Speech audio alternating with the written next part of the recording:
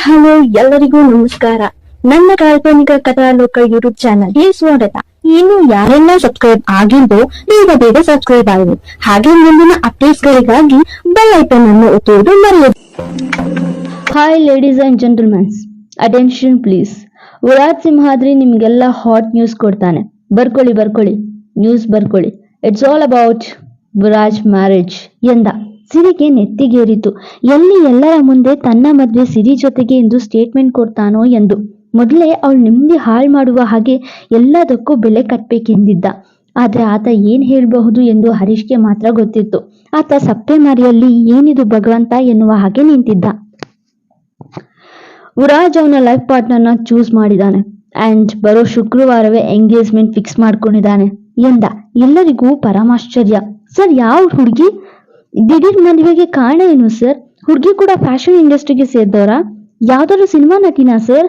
ಹೀಗೆ ಮೀಡಿಯಾದವರು ಕೇಳುವಾಗ, ಎಸ್, ಅವಳು from modelling industries and she is very lucky to be a life partner for the most handsome business man Mister Virat Simhadri ಎನ್ನುತ್ತಾ ಆ ಕಡೆಯಿಂದ ಬಂದಳು ಓರ್ವ ಹೆಣ್ಣು. ಯಾರೆಂದು ನೋಡಿದವರಿಗೆಲ್ಲ ವಾವ್, ಬ್ಯೂಟಿ ಕ್ವೀನ್ ಸನಾನಾ ಎನ್ನುವ ಆಶ್ಚರ್ಯ. ಆದ್ರೆ ಅವಳನ್ನ ನೋಡಿದ ಧನುಷ್ ಹೃದಯ ಚೂರು ಚೂರು. ಕ್ಯಾಂಡಿ ಎಂದನವ. ಅವಳೇ ಧನುಷ್ ಗರ್ಲ್ ಫ್ರೆಂಡ್ ಎಂದು ತಿಳಿದಿದ್ದ ಸಿರಿ ಮತ್ತೆ ಚಿಂತೆಗೀಡಾದಳು. ಸನಾ ಮ್ಯಾಮ್, ನೀವು ವಿರಾಟ್ ಸರ್ ಮದ್ವೆ ಆಗ್ತಿದ್ದೀರಾ? ನೀವಿಬ್ರದ್ದು ಲವ್ ಮ್ಯಾರೇಜಾ? ದಿಢೀರ್ ಮದ್ವೆಗೆ ಕಾರಣ ಕೇಳ್ಬಹುದಾ? ನೀವ್ ಈ ಕೆಲ ದಿನಗಳಿಂದ ವಿರಾಟ್ ಸರ್ ಅವರ ಆಫೀಸಿಗೆ ಭೇಟಿ ನೀಡಿದ್ದು ಇದೇ ವಿಚಾರಕ್ಕ? ಈಗ ನಿಮ್ ಮದ್ವೆ ಡೇಟ್ ಅನೌನ್ಸ್ ಮಾಡೋಕೆ ಸೀರೆ ಅಂಗಡಿನ ಯಾಕೆ ಫಿಕ್ಸ್ ಮಾಡಿದ್ದು? ಹೀಗೆ ಮೀಡಿಯಾ ಪ್ರಶ್ನೆಗಳ ಸುರಿಮಳೆಗೆ ಸುರಿಸಿದ್ರು. ಅವರೆಲ್ಲರ ಪ್ರಶ್ನೆಗಳನ್ನ ಕೇಳುತ್ತಾ ಆಕೆ ವಿರಾಜ್ ಮುಖ ನೋಡಲು ಆತ ವ್ಯಂಗ್ಯವಾಗಿ ನಗುವಂತೆ ಸಿರಿ ಕಡೆ ನೋಡಿ, ನಾನು ಸನಾ ಮದ್ವೆ ಮಾಡ್ಕೊಳ್ತಾ ಇದೀವಿ. ನಾವಿಬ್ರದ್ದು ಲವ್ ಮ್ಯಾರೇಜ್. ಇದು ದಿಢೀರ್ ಮದ್ವೆ ಅಲ್ಲ, it's a pre planned. Sana ನನ್ನ ಆಫೀಸಿಗೆ ಬಂದಿದ್ದು ಇದೇ ವಿಚಾರಕ್ಕಾಗಿ. ಇನ್ನು ಮದ್ವೆ ಬಗ್ಗೆ ಅನೌನ್ಸ್ ಮಾಡೋದಕ್ಕೆ ಸೀರೆ ಅಂಗಡಿನ ಬೆಸ್ಟ್ ಅನ್ನಿಸ್ತು. ನನ್ನ ಭಾವಿ ಹೆಂಡತಿಗೆ ಸೀರೆ ಸೆಲೆಕ್ಟ್ ಮಾಡೋದನ್ನ ನೀವು ನೋಡಿ ಖುಷಿ ಪಡ್ಲಿ ಅಂತ ಎಂದು ಉತ್ತರಿಸಿದ್ದ ವಿರಾಜ್. ಅವನ ಮಾತು ಕೇಳಿದ ಸಿರಿಗೂ ಅದೇಗೋ ಸಂಕಟವಾಗಿತ್ತು. ಹೇಳದೆ ಕೇಳದೆ ಅವಳ ಹೃದಯ ಗಲಿಬಿಲಿಯಿಂದ ಇಷ್ಟೆಲ್ಲ ಆಯ್ತೆಂದು ನರಳಿತು. ಅವನ ಪಕ್ಕವಿದ್ದ ಸನಾ, ಅಷ್ಟೇ ಅಲ್ಲ, ಮದ್ವೆ ಡೇಟ್ ಕೂಡ ಸದ್ಯದಲ್ಲೇ ಫಿಕ್ಸ್ ಆಗ್ತಿದೆ. ಸದ್ಯಕ್ಕೆ ಎಂಗೇಜ್ಮೆಂಟ್ನ ಮಿಸ್ ಮಾಡಬೇಡಿ ಎಂದು ನಕ್ಕಳು. ಹಾಗೆ ವಿರಾಟ್ ಸನಾ ನಡು ಸುತ್ತ ತನ್ನ ಕೈ ಬಳಸಿ ಮೀಡಿಯಾ ಮುಂದೆ ಪೋಸ್ ನೀಡಲು ಆರಂಭಿಸಿದ. ಮೀಡಿಯಾಗೆ ಪೋಸ್ ಕೊಡ್ತಿದ್ರು ಅವನ ಕಣ್ಣು ಸಿರಿನ ನೋಡ್ತಾ ಇತ್ತು ಆಗಾಗ. ಅವರ ಮಾತು ಕೇಳಿದ ಸಿರಿ ಹಾಗೂ ಧನುಷ್ ಇಬ್ಬರಿಗೂ ಬೇಜಾರಾಗಿತ್ತು. ಸಿರಿಗೆ ತನ್ನಿಂದ ಈ ರೀತಿ ಆಗ್ತಿದೆ ಅನ್ನೋ ಬೇಸರವಾದ್ರೆ, ನಾನು ಪ್ರೀತಿಸಿದ ಹುಡುಗಿ ನನ್ನೆದುರು ಇನ್ನೊಬ್ಬನನ್ನ ಮದ್ವೆ ಆಗ್ತೀನಿ ಅಂತಿರೋದು ನೋಡಿ ನೋವಾಗ್ತಿತ್ತು ಧನುಷ್ಗೆ. ಅದರಲ್ಲೂ ಸನಾ ವಿರಾಜ್ ಇಬ್ರು ಮೈಗೆ ಮೈ ತಾಗಿಸ್ಕೊಂಡು ಬೆಸ್ಟ್ ಕಪಲ್ಸ್ ಎನ್ನುವ ಹಾಗೆ ಪೋಸ್ ನೀಡಿದ್ದು ಇಷ್ಟವಾಗ್ಲಿಲ್ಲ. ಅಲ್ಲೇ ಇದ್ದ ಸುಶೀಲಾಗೆ ವಿರಾಜ್ ಬೇರೆಯಲ್ಲ, ತನ್ನ ಮಗ ಧನುಷ್ ಬೇರೆಯಲ್ಲ ಎನ್ನುವ ಭಾವನೆ.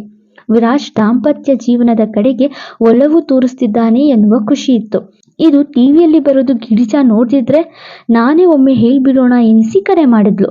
ಯಾರದೋ ಕರೆಯಲ್ಲಿ ಬ್ಯುಸಿ ಇದ್ದ ಗಿರಿಜಾ ತನ್ನ ಅಕ್ಕನ ಕರೆ ಬಂದಿದ್ದು ನೋಡಿ ಮತ್ತೆ ಮಾಡ್ತೀನಿ ಎಂದು ಆ ಕರೆ ತುಂಡರಿಸಿ ಅಕ್ಕನ ಕರೆ ಸ್ವೀಕರಿಸಿದ್ಲು. ಹೇಳಕ್ಕ ಎಂದವಳ ಕಿವಿಗೆ ನಂಬಲಾಗದ ವಿಚಾರ ಬಿದ್ದಿತ್ತು. ಏನ್ ಹೇಳ್ತಿದ್ಯಾ ಅಕ್ಕ? ವೀರು ಎಂಗೇಜ್ಮೆಂಟ್ ಡೇಟ್ ಅನೌನ್ಸ್ ಮಾಡಿದ್ನಾ? ನಿಜವಾಗ್ಲೂನಾ ಎಂದು ನಂಬಲು ಅಸಾಧ್ಯವಾದಂತೆ ಕೇಳಿದ್ಲು. ಮನೆಯವರಿಗೆ ಒಂದ್ ಮಾತು ಹೇಳ್ದೆ ಇಷ್ಟೆಲ್ಲ ಮಾಡಿದ್ನಾ ಎನ್ನುವ ಸಣ್ಣ ಮುನ್ಸಂತೂ ಇದ್ದೇ ಇತ್ತು ಅವರ ಧ್ವನಿಯಲ್ಲಿ. ಹೌದು ಕಣೆ, ಟಿವಿ ಹಾಕಿ ನೋಡು, ಲೈವ್ ಬರ್ತಿದೆ ಎಂದು ಕರೆ ಕಟ್ ಮಾಡಿದ್ರು ಸುಶೀಲಾ. ಅವ್ರ ಮಾತು ಕೇಳಿ ಟಿವಿ ಹಾಕಿದ್ಲು. ಅವ್ರು ಹೇಳಿದ ಹಾಗೆ ನೇರ ಪ್ರಸಾರ ಬರ್ತಿತ್ತು. ನೋಡಿದವರಿಗೆ ಆನಂದವಾಗ್ಲಿಲ್ಲ, ಅದಕ್ಕೂ ಮಂಕಾದ್ರು. ಕಾರಣ ಏನಿರಬಹುದು? ಸಿರಿನ ಪ್ರೀತಿಸಿ ದಿಢೀರಂತ ಈ ನಿರ್ಧಾರ ಯಾಕೆ ತಗೊಂಡ್ನೋ ಅಂದೋನೋ ಅಥವಾ ಬೇರೆ ಏನಾದ್ರೂ ಇರಬಹುದು ಅಂತಾನೋ ಅವ್ರಿಗೆ ಗೊತ್ತು. ಅತ್ತೆ, ನೀವು ಕೇಳಿದ ನಿಂಬು ಜ್ಯೂಸು ಎನ್ನುತ್ತಾ ಜ್ಯೂಸ್ ಹಿಡಿದು ಬಂದ ವರ್ಷ ಕೂಡ ಸುದ್ದಿ ನೋಡಿ ಗರ ಬಡಿದವಳ ಹಾಗೆ ನಿಂತ್ಬಿಟ್ಲು. ನಿನ್ನೆ ತನಕ ಸಿರಿ ಹಿಂದೆ ಇದ್ದವನು ಇನ್ನೇನಾಯ್ತು ಅಂತ ಸನಾ ಜೊತೆಗೆ ಎಂಗೇಜ್ಮೆಂಟ್ ಆಗ್ತಿರೋದು, ಸನಾ ಜೊತೆಗೆ ಎಂಗೇಜ್ ಆಗಿರೋದು ಅನೌನ್ಸ್ ಮಾಡ್ದ. ಮತ್ತೇನಾಯ್ತು? ನಿನ್ನೆ ನಾನು ವರುಣ್ ಅಮ್ಮನ ಬಳಿ ಮಾತಾಡಿದ್ ಕೇಳಿಸ್ಕೊಂಡ್ನಾ? ಹೀಗೆ ತನ್ನಲ್ಲೇ ಪ್ರಶ್ನೆ ಮಾಡಲು ಶುರು ಮಾಡಿದ್ಲು ವರ್ಷ. ತಾನೇ ನವಿಬ್ಲು ಬಣ್ಣದ ಸೀರೆಯನ್ನು ಆಯ್ಕೆ ಮಾಡಿ ಸನಾಗೆ ಗಿಫ್ಟ್ ಮಾಡಿದ್ದ ವಿರಾಜ್. ಸಿರಿಗಾಗಿ ಸೀರೆ ಸೆಲೆಕ್ಟ್ ಮಾಡಲು ಬರ್ತೀನಿ ಎಂದವನು ಸನಾಗೆ ಸೀರೆ ಸೆಲೆಕ್ಟ್ ಮಾಡಿದ್ದು ಸಿರಿ ಮನಸ್ಸಿಗೂ ಗಾಯವೆನಿಸಿತ್ತು. ತಿಳಿದೆಯೋ ಆ ಲಂಕಾಧಿಪತಿಗೆ ಮನಸೋತ ಮುಗ ಮಾಡಿ ಬೇರೆಡೆ ತಿರುಗಿದ್ಲು. ಅವಳತ್ತ ನೋಡ್ತಾ, ನಿನ್ಗೆ ಸೀರೆ ಸೆಲೆಕ್ಟ್ ಮಾಡೋಕೆ ಬಂದಿದ್ದೆ ಕಣೆ, ಆದ್ರೆ ನಿಂಗ ಆ ಯೋಗ್ಯತೆ ಇಲ್ಲ ಅಂತ ಗೊತ್ತಾಯ್ತು. ಯಾರ್ಯಾರ ಯೋಗ್ಯತೆ ಎಲ್ಲೆಲ್ಲಿರುತ್ತೆ ಅಂತ ಅರ್ಥ ಮಾಡಿಸಿದ್ಯಾ. ಥ್ಯಾಂಕ್ಸ್ ಕಣೆ ಮಂಡೋದ್ರಿ ಎಂದುಕೊಂಡ. ಇನ್ನು ಎಂಗೇಜ್ಮೆಂಟ್ ರಿಂಗ್ ಆರ್ಡರ್ ಕೊಡ್ಬೇಕು ಹಾಗೆ ಹೀಗೆ ಎಂದು ಮಾಧ್ಯಮದ ಮುಂದೆ ಸನಾ ವಿರಾಜ್ ಹೇಳುವಾಗ ಧನುಷ್ಗೆ ಅಲ್ಲಿ ನಿಲ್ಲಲು ಆಗ್ಲಿಲ್ಲ. ಹಾಗೆ ಅಮ್ಮನ ಕಡೆ ನೋಡಿ ಮಾಮ್ ಹೋಗೋಣವಾ ಎಂದ. ಆದ್ರೆ ಅವರು ಆಗ್ಲೇ ಮರ್ತಿದ್ದ ಕೆಲ ಸೀರೆಗಳನ್ನ ಪ್ಯಾಕ್ ಮಾಡಿಸಿ ಬಿಲ್ ಹಾಕ್ಸೋದು ಮರ್ತೆ ಎಂದು ಕೇಳಿದಾಗ ಮಾಮ್ ನನ್ಗೆ ಟೀಮ್ ಅವರಿಂದ ಕಾಲ್ ಬರ್ತಿದೆ, ಹೊರಗಡೆ ಇರ್ತೀನಿ, ನೀವು ಬನ್ನಿ ಅವೆಲ್ಲ ತಗೊಂಡು ಎಂದು ಹೊರಟೇ ಬಿಟ್ಟ. ಅವನ ಸಂಕಟ ಅರಿತ ಸಿರಿ ಕೂಡ ಅವನನ್ನ ಹಿಂಬಾಲಿಸಿದ್ಲು. ಹೊರಗಡೆ ಪಾರ್ಕಿಂಗ್ ಏರಿಯಾದಲ್ಲಿ ಬಂದು ನಿಂತವನ ಕಣ್ಣು ಕೆಂಪಾಗಿತ್ತು, ಕಣ್ಣಂಚಲ್ಲಿ ನೀರಾವರಿಸಿತ್ತು. ತನ್ನ ಕ್ಯಾಂಡಿಗೆ ತನ್ನ ಮೇಲೆ ಪ್ರೀತಿ ಇಲ್ವಾ ಹಾಗಾದ್ರೆ? ಅಷ್ಟು ದಿವಸ ಪ್ರೀತಿಸಿದ್ದು ಬರೀ ಬೂಟಾಟಿಕೆನ ತನ್ನಲ್ಲೇ ಹೇಳ್ಕೊಳ್ತಾ ನಿಂತಿದ್ದ. ಧನುಷ್ ಅವ್ರೆ ಎಂದು ಸಿರಿ ಬಂದಿದ್ದು ಗೊತ್ತಾಗಿ ತನ್ನ ಬೇಸರವನ್ನು ನುಂಗುವ ಪ್ರಯತ್ನ ಮಾಡ್ತಾ ಅವಳೆಡೆಗೆ ನಗು ಮೊಗ ತೋರುತ್ತಾ ನಿಂತ. ಹೇಳ್ರಿ ಎಂದ. ಅವನನ್ನೇ ಸೂಕ್ಷ್ಮವಾಗಿ ಗಮನಿಸಿದ್ಲು. ಅವಳಿಗೆಲ್ಲವೂ ಅರ್ಥವಾಗಿತ್ತು. ಅವನು ತನ್ನ ನೋವು ಮುಚ್ಚಿಡುವ ಪ್ರಯತ್ನ ಮಾಡ್ತಿದ್ದಾನೆ ಎಂದು. ಮನ್ಸಲ್ಲಿರೋ ನೋವು ಒಬ್ಬರತ್ರ ಹೇಳ್ಕೋಬೇಕು, ಇಲ್ಲ ಅಂದ್ರೆ ಜಾಸ್ತಿ ಆಗತ್ತೆ. ಮುಚ್ಚಿಡೋ ಪ್ರಯತ್ನ ಮಾಡಿದ್ರೆ ನೋವು ಕಡಿಮೆ ಆಗಲ್ಲ ಧನುಷ್ ಅವರೇ ಎಂದಳು. ಎಷ್ಟೋ ನೋವು ನುಂಗಿ ದಿನ ಬದುಕುತ್ತಿರುವವಳಿಗೆ ಬೇರೆಯವರ ನೋವು ಬಹಳ ಬೇಗ ಅರ್ಥವಾಗುತ್ತೆ. ಹಾಗೇನಿಲ್ಲ, ನಂಗೆಂತ ನೋವು ಎಂದು ಭಾರದ ನಗು ಬರೆಸಿಕೊಂಡ. ಅದೊಂದು ನಾಟಕದ ನಗುವೆಂದು ಅರಿತವಳು ಅವನ ಬಳಿ ನಡೆದು ಬರ್ತಾ, ಸಾಮಾನ್ಯವಾಗಿ ಹೆಣ್ಮಗಳು ಫ್ಯಾಮಿಲಿಗಾಗಿ ಹೆಚ್ಚು ಸ್ಯಾಕ್ರಿಫೈಸ್ ಮಾಡ್ತಾರೆ ಅಂತ ಕೇಳಿದ್ದೆ. ಆದ್ರೆ ಇಲ್ಲಿ ನಿಮ್ಮನ್ನು ನೋಡಿದ್ಮೇಲೆ ನಿಮ್ಮನ್ನು ಪಡೆದಿರೋ ನಿಮ್ಮ ತಂದೆ ತಾಯಿ ಅದೃಷ್ಟ ಮಾಡಿದ್ದಾರೆ ಅನಿಸ್ತಿದೆ. ಅವ್ರಿಗಾಗಿ, ಅವರ ಸಂತೋಷಕ್ಕಾಗಿ ನೀವು ನಿಮ್ಮ ಪ್ರೀತಿಯಲ್ಲಿ ಅದೆಷ್ಟು ಪ್ರಾಬ್ಲಮ್ಸ್ ಫೇಸ್ ಮಾಡ್ತಿದ್ದೀರಾ ಅಲ್ವಾ ಎಂದವಳ ಕಡೆ ನೋಡಿ, ಯಾವ ಪ್ರಾಬ್ಲಮ್ ಇಲ್ಲ, ಐ ಆಮ್ ಓಕೆ, ಲೈಫಲ್ಲಿ ಇದೆಲ್ಲ ಕಾಮನ್ ಎಂದವನ ನೋಟದಲ್ಲಿ ಹೇಳತೀರದ ನೋವಿದೆ. ಹೌದಾ, ನಿಮ್ಗೆ ಸನಾ ಅವರನ್ನ ವಿರಾಜ್ ಸರ್ ಜೊತೆ ನೋಡಿ ಬೇಜಾರಾಗಿಲ್ವಾ, ನೋವಾಗ್ತಿಲ್ವಾ ಎಂದು ನೇರವಾಗಿ ಕೇಳಿದ್ಲು. ಇಲ್ಲಪ್ಪ, ಅವಳ ಲೈಫ್ ಅದು ಅಷ್ಟೇ ಎಂದವನಿಗೆ ವಿರಾಜ್ ಬಗ್ಗೆ ಬೈಯೋಕ್ಕೂ ಆಗ್ತಿಲ್ಲ, ಸನಾ ಬಗ್ಗೆ ತಪ್ಪಾಗಿ ಮಾತಾಡಲು ಆಗ್ಲಿಲ್ವೇನೋ ಬೆನ್ನು ಮಾಡಿದ. ಅವನ ಒಳ ಸಂಕಟ ಅರಿತವಳು ಅವನ ಭುಜ ಮುಟ್ಟಿ, ಧನುಷ್ ಅವರೇ ನೋವನ್ನ ನುಂಗೋ ಅವಶ್ಯಕತೆ ಇಲ್ಲ, ನಂಗೆ ಎಲ್ಲ ವಿಚಾರ ಗೊತ್ತು. ನೀವು ನನ್ನ ಹತ್ರ ಓಪನ್ ಅಪ್ ಆಗಬಹುದು.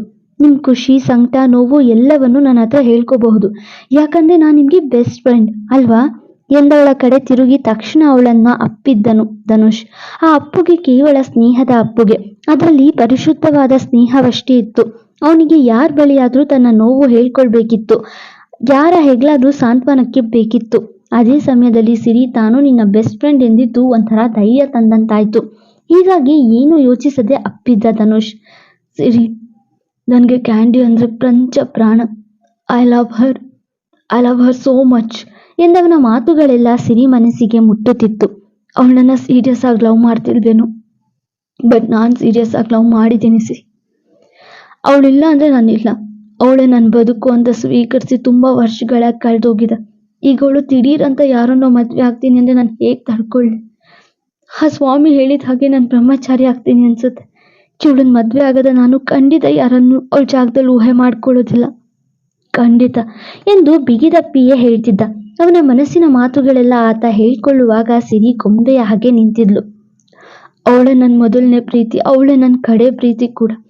ಅವಳ ಸ್ಥಾನವನ್ನ ಯಾರಿಗೂ ಕೊಡೋದಿಲ್ಲ ನಾನು ಹೇಗೆ ಅವಳಿಗೆ ನನ್ನ ಪ್ರೀತಿನ ಅರ್ಥ ಮಾಡಿಸ್ಲಿ? ಅವಳಿಗೆ ನಾನು ಅವಳನ್ನ ಎಷ್ಟು ಪ್ರೀತಿ ಮಾಡ್ತೀನಿ ಅಂತ ಹೇಗೆ ಅರ್ಥ ಮಾಡಿಸ್ಬೇಕೋ ಗೊತ್ತಾಗ್ತಾ ಇಲ್ಲ ಎಂದು ಅಳು ಮಗದಲ್ಲೇ ನೊಂದು ನುಡಿಯುತ್ತಿದ್ದ. ಅಲ್ಲಿ ನಡೀತಿರೋ ದೃಶ್ಯವನ್ನು ದೂರದ ತೀರದಲ್ಲಿ ಕಂಡ ವಿರಾಜ್ಗೆ ಸಿರಿ ಮೇಲೆ ಸಿಕ್ಕಾಪಟ್ಟೆ ಕೋಪ ಬಂದಿತ್ತು. ಹಾಗೆ ಧನುಷ್ನ ಕೊಲ್ಲುವಷ್ಟು ಕಿಡಿಕಾಡಿತ್ತು ಮನಸ್ಸು. ಅವನ ಮಂಡೋದರಿಯನ್ನ ಮುಟ್ಟಿದ್ದ ಧನುಷ್ ಕೈಗಳನ್ನ ಕತ್ತರಿಸಬೇಕೆನ್ನುವಷ್ಟು ಸಿಟ್ಟು. ಮುಷ್ಟಿ ಬಿಗಿ ಮಾಡ್ತಾ ಹುಬ್ಬು ಗಂಟಿಕ್ಕಿಕೊಂಡು ದುರ್ಗುಟ್ಟಿದ. ತಾನು ವಿರಾಜ್ ಕೈ ಹಿಡಿಯೋದು ನೋಡಿ ಧನುಷ್ಗೆ ಉಳಿಸಬಹುದು ಎಂದ್ಕೊಂಡಿದ್ದ. ಸನಾಗೆ ಧನುಷ್ ಸಿರಿನ ಹಗ್ ಮಾಡಿದ್ದು ನೋಡಿ ಹೊಟ್ಟೆ ಕಿಚ್ಚಾಯ್ತು.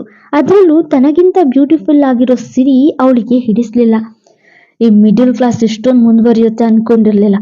ನಾನು ಆಗ್ಲೇ ಪಾಪ ಅಂತ ಕತ್ತತ್ತಿರ ಬ್ಲೀಡ್ ಆಗ್ತಿದೆ ಅಂತ ಹತ್ರ ಹೋದ್ರೆ ಹೊತ್ತು ಗೊತ್ತು ಇಲ್ವಾ ಅಂತ ಬಾಯಿಗೆ ಬಂದಿದ್ದನ್ನ ಬೊಗಳಿದ್ಲು. ಈಗ ಪಾರ್ಕಿಂಗ್ ಏರಿಯಾದಲ್ಲಿ ರೊಮ್ಯಾನ್ಸ್ ಮಾಡ್ತಿದ್ದಾಳೆ. ಇದೇನೇನು ಅವಳ ಮ್ಯಾನಸ್ ಮಣ್ಣನ್ ಕಟ್ಟಿ. ಈಗ ಹೊತ್ತು ಗೊತ್ತು ನೆನಪಾಗ್ಲಿಲ್ವಾ?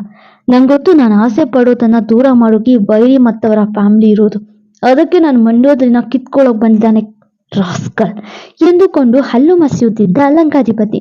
ಕಾರ್ ಪಾರ್ಕಿಂಗ್ ಏರಿಯಾದಲ್ಲಿ ಬಿಗಿದಪ್ಪಿದ್ದ ಧನುಷ್ ಹಾಗೂ ಸಿರಿನ ನೋಡಿ ಹಲ್ ಕಚ್ಕೊಂಡು ಬರುತ್ತಿದ್ದ ಕೋಪವನ್ನ ತಡೆ ಹಿಡಿಯುವ ಸಾಹಸ ಮಾಡುತ್ತಾ, ನಿನ್ನೆ ಇವನು ಮನೆಗೆ ಬಂದು ನನ್ನ ಮದ್ವೆ ಆಗು ಹಾಗೆ ಹೀಗೆ ಅಂದಾಗ ಎಲ್ಲ ನಿಜ ಅಂತ ನಂಬಿದ್ದೆ.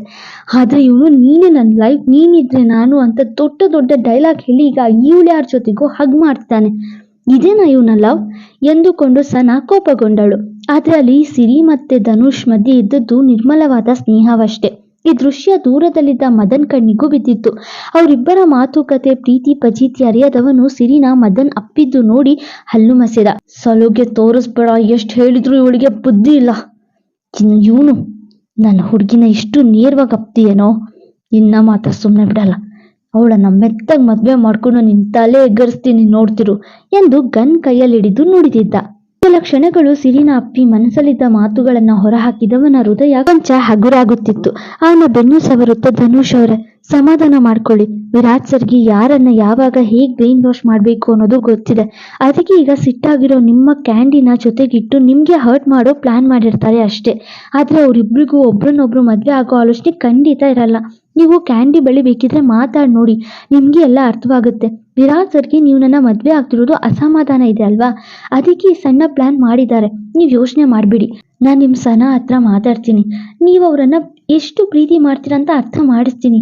ನಿಮ್ಮಿಬ್ರನ್ನ ನಾನ್ ಬಂದ್ ಮಾಡ್ತೀನಿ ಎನ್ನುವಾಗ, ಬೇಡ ಸಿರಿ, ಅವಳಿಷ್ಟ, ಅದು ಬಿಟ್ಟಾಕಿ ಎಂದು ಮತ್ತೇನು ಆತ ಮಾತಾಡುವ ಮುನ್ನವೇ ಸುಶೀಲಾ ಅಲ್ಲಿಗೆ ಬಂದವರು ಧನುಷ್ ಸಿರಿ ಅಪ್ಪಿದ್ದ ದೃಶ್ಯ ನೋಡಿ ತಪ್ಪಾದ ಸಮಯಕ್ಕೆ ಬಂದ್ಬಿಟ್ನಾ ಎನ್ನುವಂತೆ ಮುಖ ಮಾಡ್ತಾ ಕೊಂಚ ಕೆಮ್ಮುವ ಹಾಗೆ ನಟಿಸಿದ್ರು. ತಕ್ಷಣ ತನ್ನ ಅಮ್ಮ ಎಂದು ಅರಿತವನು ಏನೂ ಆಗಿಲ್ಲ ಎನ್ನುವ ಹಾಗೆ ಸಿರಿನ ಬಿಟ್ಟು ಕಾರ್ ತೆಗಿತೀನಿ ಎಂದು ಕಾರ್ ಕಡೆಗೆ ಓಡಿದ. ಮಗ ಸೊಸೆಯ ಮಧ್ಯೆ ಬಂದ್ಬಿಟ್ನಾ ಎನ್ನುವ ಹಾಗೆ, ಸಾರಿ ಕಣೋ ವಸಿ, ಇನ್ನು ಮುಂದೆ ಈ ರೀತಿ ಮಿಸ್ಟೇಕ್ ಆಗೋದಿಲ್ಲ ಎಂದು ನಕ್ಕರು ಸುಶೀಲಾ. ಅವ್ರಿಗೇನ್ ಗೊತ್ತು ಧನುಷ್ ಪಾಡು. ಇನ್ನು ಸಿರಿ ಕೂಡ ಮುಜುಗರವಾದ ಹಾಗೆ ಅವ್ರಿಗೆ ಬೆನ್ನು ಮಾಡಿ ನಿಂತಳು. ಆದ್ರೆ ಅವಳಿಗೆ ಧನುಷ್ ಮತ್ತೆ ಕ್ಯಾಂಡಿ ದೂರ ಆಗೋಕೆ ತಾನೇ ಕಾರಣವಾದೇನಾ ಎನ್ನುವ ಸಂಕಟವಿತ್ತು. ಅವರೋದ ನಂತರ, ಹರಿ ನಡಿ ಕಾರ್ ತೆಗ್ಸು ಎಂದು ಜೋರಾದ ಕೂಗಾಕಿದ. ಆಯ್ತು ಬಾಸ್ ಎಂದು ಹರಿ ಕಾರ್ ಪಾರ್ಕಿಂಗ್ ಏರಿಯಾಗೆ ಬರುವಾಗ ದೊಡ್ಡ ರೋಲ್ಸ್ ರಾಯ್ಸ್ ಕಾರ್ ಹಿಂದೆ ಹತ್ತಿದ್ದ ಮದನ್. ಮತ್ತದು ವಿರಾಟ್ ಸಿಂಹಾದ್ರಿ ಕಾರ್ ಎಂದು ಆತನಿಗೆ ಗೊತ್ತಿರಲಿಲ್ಲ. ಅಲ್ಲೇ ಬಂದೂಕು ಹಿಡಿದು ಸಿರಿ ಹಾಗೂ ಧನುಷ್ ಹೋಗೋದು ನೋಡಿ ಸಿರಿ ಮುಡಿಯುತ್ತಾ ಕೋಪದಲ್ಲಿ ಕಾರಿಗೆ ಗುದ್ಬಿಟ್ಟಿದ್ದ. ಆತ ಬಂದೂಕಿನಿಂದ ಗುದ್ದಿದ ಏಟಿಗೆ ಕಾರ್ ಕಿಟಕಿಯ ಕೆಳಗೆ ಕೊಂಚ ಜಜ್ಜಿ ಹೋಯ್ತು. ಇದೇನೂ ತಿಳಿಯದ ಹರೀಶ್ ತನ್ನ ಪಾಡಿಗೆ ಕಾರ್ ತೆರೆಯಲು ಡ್ರೈವರ್ಗೆ ತಿಳಿಸಿದ್ದ. ಟೀ ಕುಡಿಯುತ್ತಾ ಹೊರಗಡೆ ಇದ್ದ ಡ್ರೈವರ್ ಕಾರ್ ತೆರೆಯಲು ಓಡೋಡಿ ಬಂದಿದ್ದ. ನನ್ಗೆ ಫುಲ್ ಮೂಡ್ ಆಫ್ ಆಗಿದೆ, ನಾವು ಅನ್ಕೊಂಡಿದ್ದೇನು ಇಲ್ಲಾಗಿದ್ದೇನು ಎಂದು ಸನಾ ವಿರಾಜ್ ಜೊತೆಗೆ ಸೋತು ಚಿಕ್ಕದಾಗಿದ್ದ ಮೊಗ ಮಾಡ್ತಾ ಬರ್ತಿದ್ದಾಳೆ. ಮತ್ತೆ ವಿರಾಜ್ ಅವಳ ಮಾತುಗಳಿಗೆ ಕಿವಿ ಕೊಡದೆ ಯಾರೋ ಅಪರಿಚಿತೆ ತನ್ನ ಪಕ್ಕ ಬರ್ತಿರುವ ಹಾಗೆ ಮುಖ ಮಾಡುತ್ತಾ ಹುಲಿ ಹೆಜ್ಜೆ ಹಾಕಿದ್ದಾನೆ. ಆತ ಕಾರ್ ಬಳಿ ಬಂದ ಕೂಡಲೇ ಹರೀಶ್ ಕಾರ್ ಡೋರ್ ತೆರೆದ. ವಿರಾಜ್ ಕಾರ್ ಹತ್ತಿ ಕೂರುವಾಗ ಅವನ ಕಣ್ಣು ಅಲ್ಲೇ ಓಡಿ ಹೋಗುತ್ತಿದ್ದ ಒಬ್ಬ ವ್ಯಕ್ತಿಯ ಕಡೆಗೆ ಹಾರ್ತು. ಅದು ವಿರಾಜ್ ಕಾರ್ ಅಂತ ತಿಳಿದು ತಾನು ಬಚಾವಾಗಲು ಮದನ್ ಓಡ್ತಿದ್ದ. ಅನುಮಾನದಿಂದ ಅವ್ರ ಕಡೆಗೆ ಕಣ್ಣಾಡಿಸಿದ. ಆತನನ್ನು ಹಿಂದೆಯಿಂದ ನೋಡುವಾಗ ವಿರಾಜ್ಗೆ ಎಲ್ಲೋ ಆ ವ್ಯಕ್ತಿನ ನೋಡಿರುವ ಹಾಗೆ ಭಾಸವಾಗಿತ್ತು. ಮುಂದೆ ವಿರಾಜ್ಗೆ ಅದು ಮದನ್ ಅಂತ ಗೊತ್ತಾಗಬಹುದಾ, ಇಲ್ಲ ಕಾರ್ ಸಣ್ಣದಾಗಿ ಕಿಟಕಿಯ ಕೆಲ ಭಾಗದಲ್ಲಿ ಜಜ್ಜಿರೋದು ಗೊತ್ತಾಗತ್ತಾ? ಮುಂದಿನ ಸಂಚಿಕೆಯಲ್ಲಿ. ಮೊನ್ನೆ ತಾನೇ ಬಂದು ಐ ಲವ್ ಯು ಸನಾ, ಒಂದ್ಸಲ ಹೇಳು ನನ್ನ ಮದ್ವೆ ಆಗ್ತೀಯಾ ಅಂತ ಕೇಳಿ ಹೀಗೆ ಕೊಟ್ಟು ಖುಷಿ ಪಟ್ಟೆ. ಬಟ್ ಅವನು ಮತ್ತೆ ಜಗಳ ಮಾಡ್ಕೊಂಡು ಹೋದ ಯಾಕೆ ಅಂತ ಅನುಮಾನ ಇತ್ತು. ಈಗ ಕ್ಲಿಯರ್ ಆಯ್ತು. ಅವಳಿಗಾದ್ರೂ ಬುದ್ಧಿ ಬೇಡವಾ, ನಾಚಿಕೆ ಬಿಟ್ಟವಳ ಹಾಗೆ ಅವನನ್ನ ಹೇಗ್ ಹಗ್ ಮಾಡಿದ್ಲು ಎಂದು ಬೈಯುವಾಗ ವಿರಾಜ್ ಮುಖದಲ್ಲಿ ಸಿಟ್ಟು ಬಂದಿತ್ತು. ಇಲ್ಲಿ ಟ್ರೆಟ್ಫುಲ್ ಎಂದವಳ ಕಡೆ ನೋಡಿ, ವೆಲ್ಲು ಶಟ್ ಅಪ್ ಸನಾಥಿನಿ ಎಂದು ಎದ್ದು ನಿಂತಿದ್ದ ವಿರಾಜ್. ಸನಾ ಸಿರಿನ ಬೈದದ್ದು ವಿರಾಜ್ಗೆ ಕೊಂಚವೂ ಹಿಡಿಸ್ಲಿಲ್ಲ. ಮುಂದೆ ಸಿಗುವ. Thank you. ಶೇರ್ ಕಮೆಂಟ್ ಮಾಡೋದು ಮರೆಯದಿರಿ.